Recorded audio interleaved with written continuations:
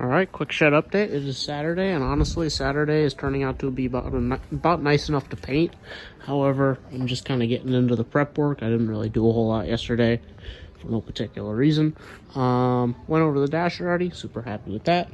Today, I'm getting all the prep work done and getting this in primer, but I realized that I forgot to fit up the trim. I mean, and that was as good a time as any. It's got to happen before it gets painted, so I don't wreck my paint. But yeah, so I honestly kind of forgot I had this stuff. This came off the Power Wagon, and it's not perfect. It's got some little ripples in it. It's got a little ding here. I'm not really too worried about fixing that, given the character of the rest of the truck. So it's just gonna kind of go on. But running into a bit of a hiccup, nothing I can't handle, but when they built these trucks, when it was going down the assembly line, I imagine that the trucks that did not have trim, they put these pieces on to kind of hide the butt joint here, so that, you know, there's not just two edges of metal, because they were pretty crude. And so you can see, this one's quite a bit higher than that, and that would look pretty awful if it was just a butt joint. So on the lower trim trucks, they put these little pieces on, welded them on, seam sealed them, and then painted them, and that was it. On the higher trim trucks, they didn't put these pieces on because the trim covers it.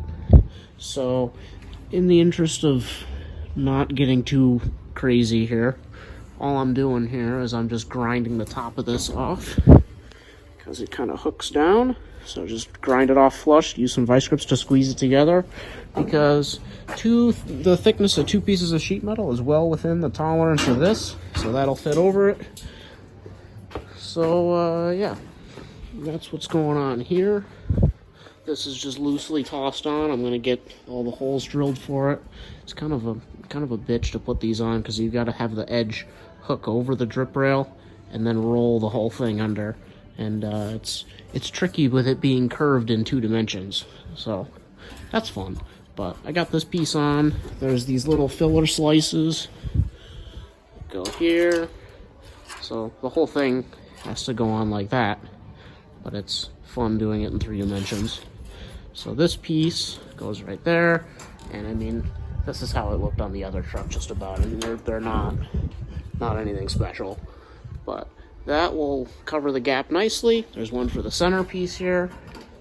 Yeah, so looking forward to how that comes out, and that'll kind of make it a little easier to hide some of the scars. Not that there are any, because again, I forgot I had this.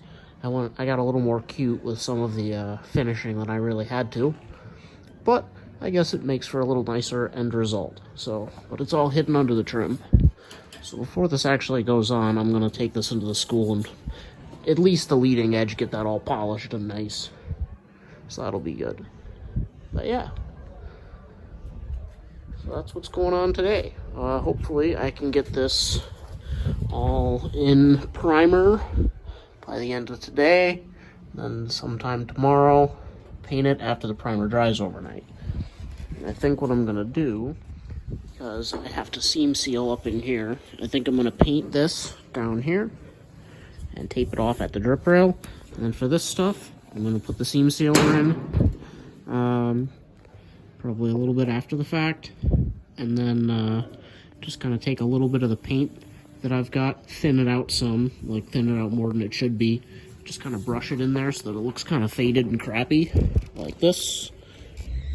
Yeah, because this stuff is kind of crap.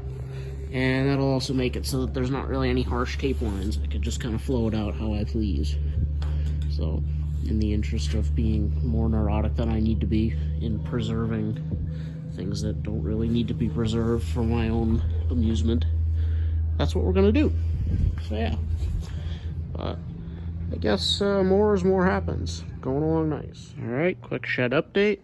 I've been a little disappointed, so I didn't make one. Paint color, a little farther off than I was hoping. It looks, looks as good in camera as it does in real life. It's a little too dark. I can almost live with it, but I can't quite. So I'm gonna have to repaint it, which is very disappointing. So at this point, I'm just kind of waiting for the paint to dry enough to spray over it. Seam sealer, ran into some issues there. I think think I mentioned that it wasn't quite wanting to dry. It seems to be setting up a little bit 2 days later. I think we're going to be fine there. I think that's going to be okay. So, but I'm going to give this another couple days before I paint over it.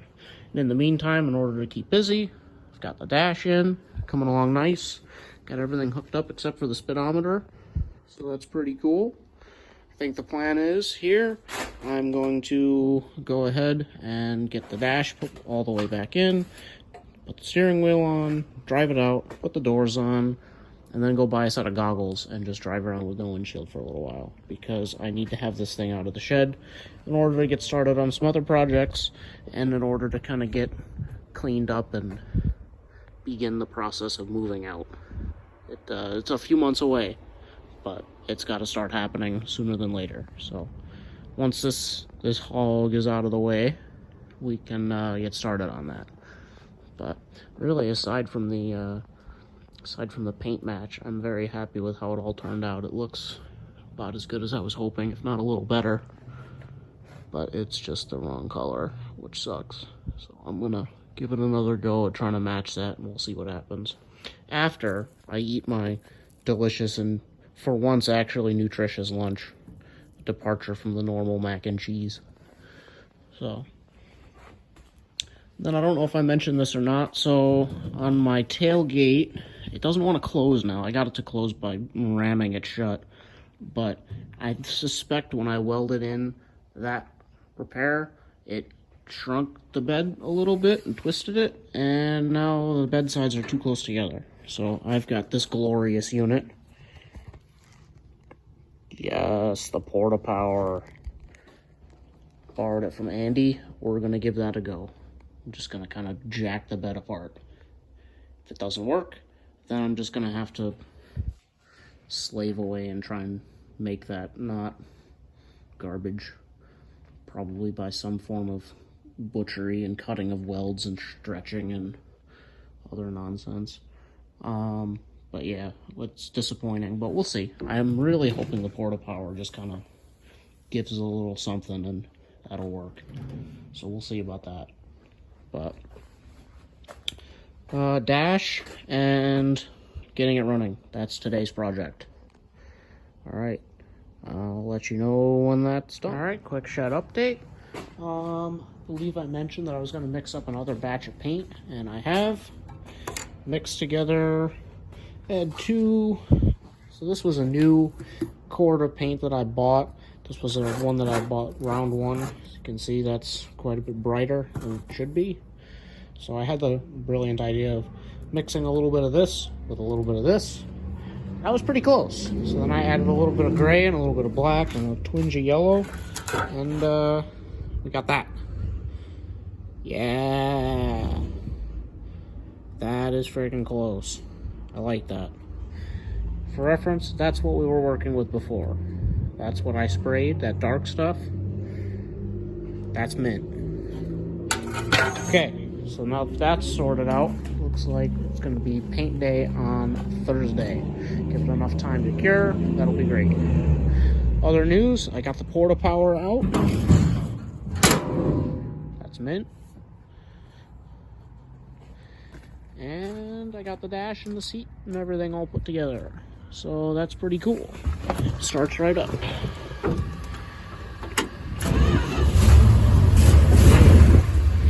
Pretty sweet. So it looks like I'm going to be painting this on Thursday. And yeah. So then by sometime next week, the windshield will be in. And we'll be ready to roll. Got the windshield brought down here. It is slightly tinted. Well, I guess that was a factory option, which is kind of neat. So that should be cool. And I was looking at some pictures of trucks online, and it looks like the trucks with tinted windows did not, in fact, have tinted side glass, which is kind of interesting. But I saw a couple of pretty nice original trucks that were documented low miles, and they both had that configuration. So I have no reason to believe that this will look out of place at all, which is pretty cool. And it's not perfect. It's got a bit of a scratch there. It's got a little bit of this stuff going on. I think this is etching from like acid rain, because this is where the wipers would have parked on an earlier truck. And I would imagine this is probably out of an earlier truck. I don't think this is the original one to the black truck. And it's got a couple of little bubblies at the corners, but it's fine. This will work just fine, and it's a hell of a lot better than this with all that fog down there, because that looks terrible.